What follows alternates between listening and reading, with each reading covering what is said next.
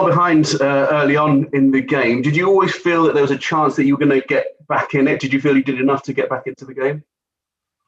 Yeah, I do have that feeling, but the reality is that when you play it against the best team in Europe, when the moment that you give them something, you're going to make the game so difficult for you. And to start the way we did, conceding the goal and the way we did it, you have to be exceptional the rest of the game, and you have to nail it in every single department.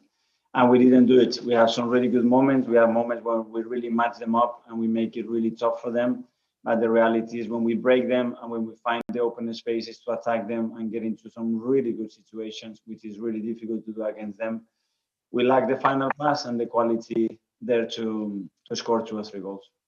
Do you take something from the fact that having gone behind so early, there could have been a danger that they become rampant and overrun you, but you stayed in the game and they weren't able to break you down again? That was my worry, because as well with the formation and the plays that they use today, is nothing worse than going behind so early, because it puts the game exactly where they want it, with time on the ball, creating overloads with the false 9 anywhere that they want on the pitch, and you become impatient and frustrated. And I thought that the team reacted really well to that, and we gave them a real game. But at the moment, they are the best team because they dominate every single department. And credit to them because they're an incredible team.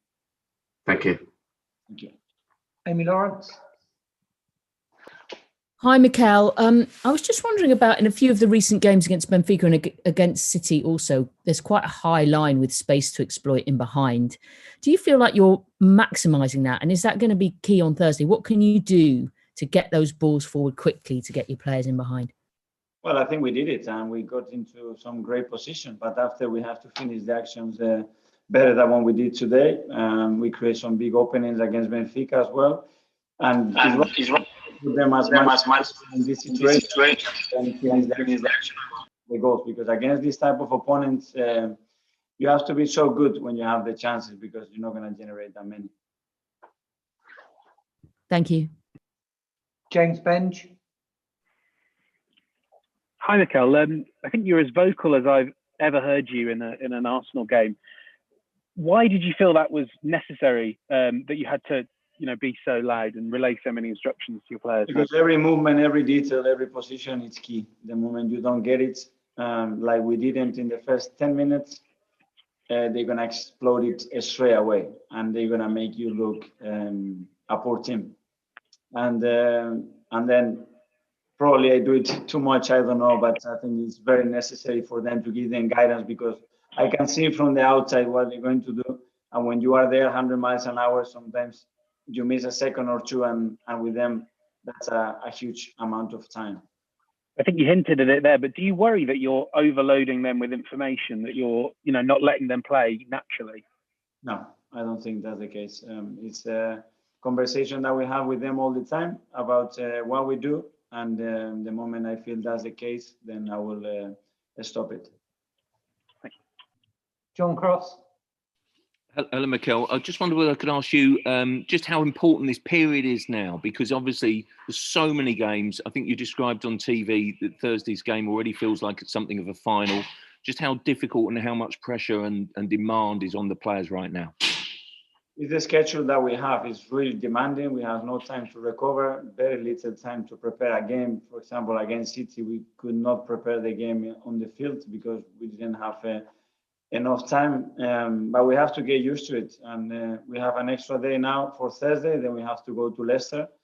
But the players are, how they train. They want to be as best as they can and prepare the best possible way for every single match, and these are what they're doing. Can I ask you about what happened with Rob Holding? Did you implore the concussion substitute? Is that how it works? And frankly, have you established yet whether he was concussed? Well, obviously that's a call that has to be given by the doctor, and that's the communication we go with him. So then we decided to make the concussion sub. You think he was at the time?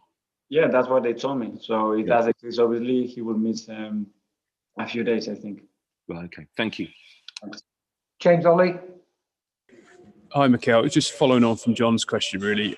With the Thursday-Sunday turnaround again this week, just how are the players' fitness levels generally, and how difficult are you finding managing the squad through this period?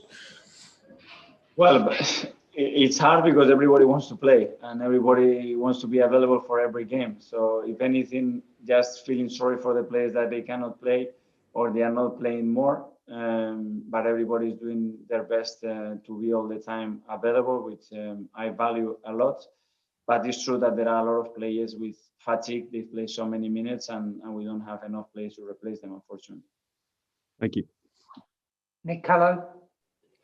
Hi, Mikel. Like Pep, you made 5 changes to your starting lineup today. He said he's going to have to rotate when they play in Europe on Wednesday. Do you think you'll have to make another 5 changes to play against Benfica? I don't know if it will be 5, 4, or 7.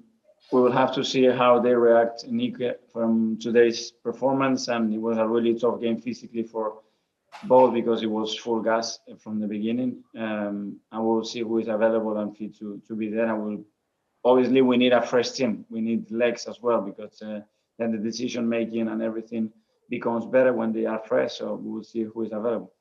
And now that it's 11 defeats in the Premier League, does that make that Europa League even more important than it was before? It's always been really important, but obviously every defeat and now in the league puts us in a much more difficult position. So we have to take it game by game, and we need a run of games. I think we are having a big run of performances, but we lost 2-3 games now in different ways, and it's not what we want, obviously. Okay, cheers, thanks. Finally, Mark Irwin. Hi, Mikel. You probably gave City their toughest game in this 18-match winning run they've had. Pep was very complimentary about your efforts, but once again, you've lost the game and that gap isn't getting any closer to the top 6. Is that the big frustration that you played so well and once again got nothing to show for it?